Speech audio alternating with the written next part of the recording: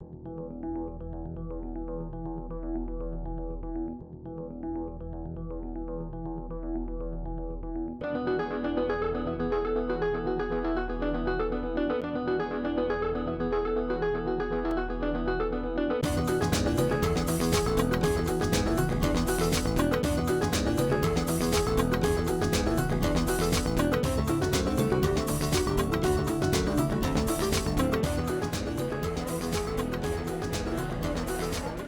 the day-to-day job of teaching, there is so much coming at you and so much you're responsible for doing, you don't often get time to stop and reflect on how effective you're being. So by focusing on a narrow subset of your work, you get to dig much more deeply, and then that ends up benefiting students in your classroom as a whole and school as a whole if teachers are talking to each other. What Mills Scholars has really shown me as a leader is that really meaningful data around student learning outcomes is not always best accomplished through the quantitative or the easily measured. That sometimes we have to look at the things that are really difficult to measure and difficult to encapsulate. And that kind of resiliency around running into data, trying to grapple with it, coming up with an answer, and doing that over and over is what I think is a real hallmark of our teachers.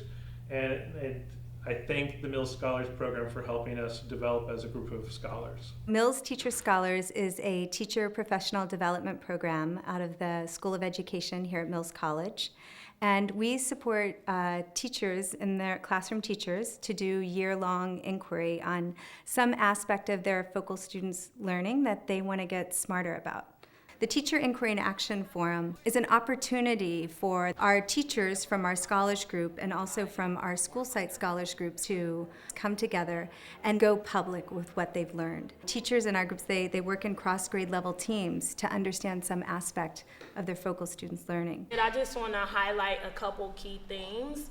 One of those across all of our work is this sustained, systematic looking at student work in a particular area, which really distinguishes Mills Teacher Scholars. We come back and we look at a particular aspect of our practice over and over and over again, and we really track students' thinking and development and understanding.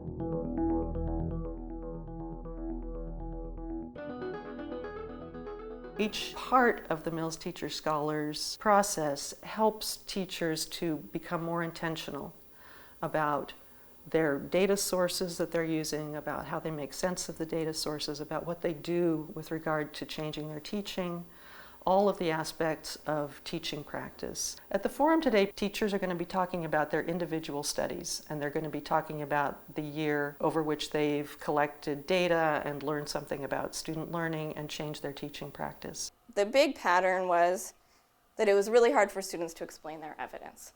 So it was, at the beginning of the year, kids did have a clear argument, maybe a topic sentence in their paragraph. And they were trying to put evidence in there, but what to do with that evidence was much more challenging for them.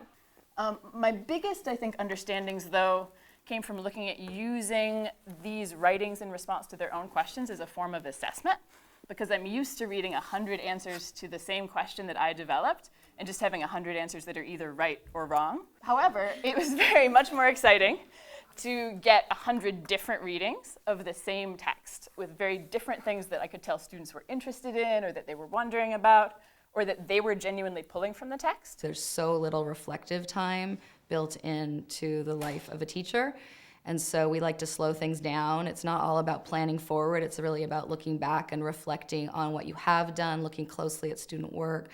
We use a focal student model, so teachers have something they're looking at in particular, but they choose typically three focal students, and they're really zooming in on these students. So who are these students? I have two focal students. So what I learned is that students are actually able to generate some vocabulary knowledge, right?